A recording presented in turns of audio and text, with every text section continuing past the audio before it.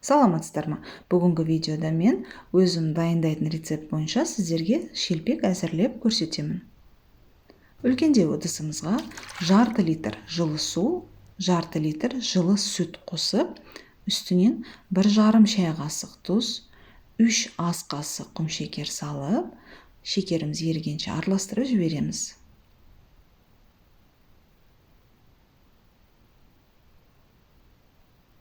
Үстінен тола 1 шай қасық дрожжи және 3 ас қасық өсімдік майын салып, тағы да араластырып жібереміз.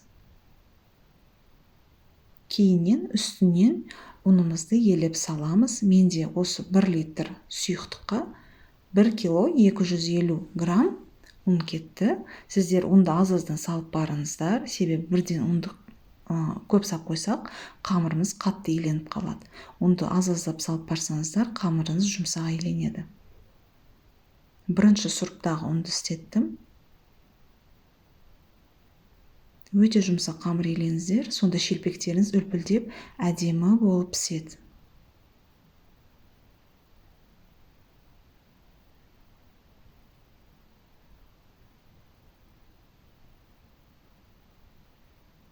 Міне видеода көрініп тұр, өте жұмсақ қамыр, жұмсақ иленіп жатыр. Үстінен азырақ ұрпақтап, үстіне целлофановый пакет жауып, майлық жауып, жылы жерге 2 сағатқа, кемінде 2 сағатқа жылы жерге қойып қоямыз. Қамырымыз міне ісіп шықты, көтерілді қамырымыз.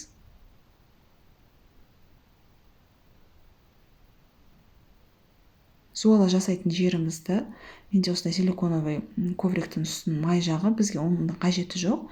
Май жағып, қамырымызды осы майланған ковриктің үстіне түсіре бастадым.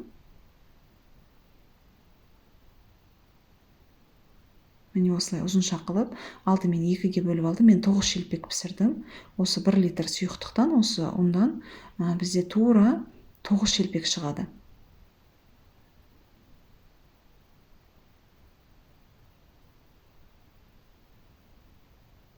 Барлығын салмағын бірдей жасауға әрекет жасаңыздар. Міне жұмсақтау етіп осыны зуала жасаймыз. Ұн істетпейміз.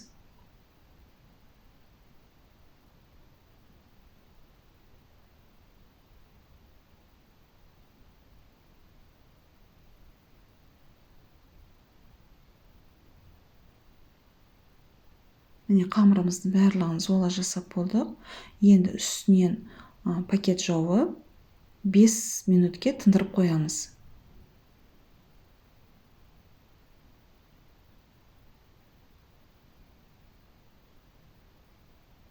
Тәпеміз орташа отта қыздырып алдық. Отымыз орташа 250 мл өсімдік майын құйдым. Тәпем диаметрі 28 сантиметр. Орта отта пісіреміз шелпектерімізді. Отымыз төмен болып қалса, шелпектеріміз өте майлы болып кетеді. Жоғары от болса, тез күйіп, іші піспей қалады. Міне осылай қолымызды осы ковриктегі майды алып шамалы майлап жібереміз. Шамалы жайып жіберіп, қуыра бастаймыз. Тәпеміз қызыды. Міне орта отта пісіре бастаймыз, араластырып тұрамыз. Қатты көтеріліп жатқан жерін осындай шанышқымен тесіп жібереміз. Менде тез піскен сияқты көрініп тұр. Видеом тездетілген. Бір шелпегіміз шамамен 2-3 минут піседі. Ыстық шелпектерімізді үлкендеу легенімізге алып, жайып саламыз. Біріне үстін бірін қоймаймыз, себебі суланып кетеді. Осылай араластырып тұрамыз. Ісіп шығады әдемі болып.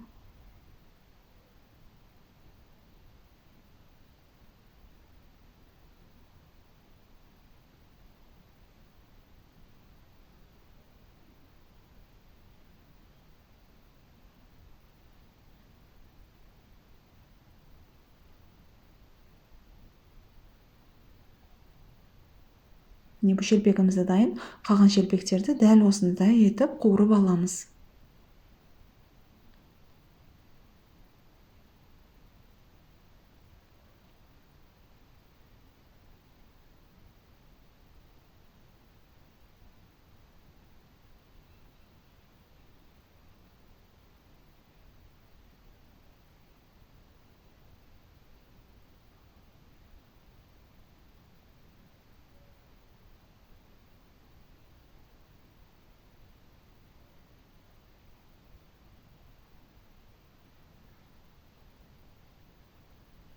шелпектерimiz қуырылып болды. Міне үлкендеу легенімізге жайып салдым. Міне барлық шелпегіміз дайын. 9 шелпек шықты менде.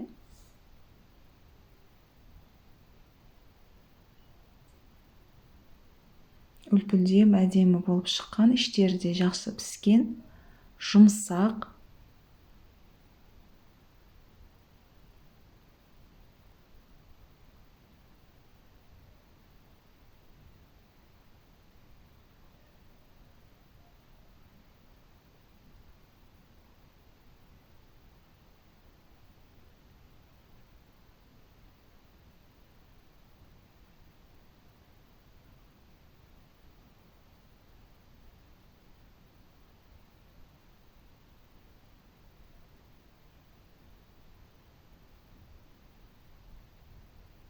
Суыған соң леген үстіне жейдім.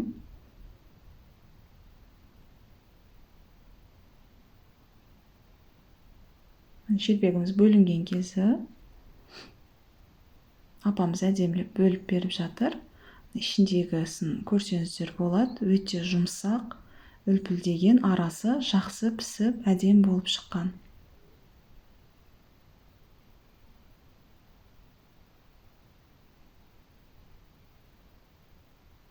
Видео ұнаған болса, артыма жазылып, лайк басыңыздар. Сіздермен бірге болған Диана. Видеоның соңына дейін көргендеріңізге рахмет. Сау болыңыздар.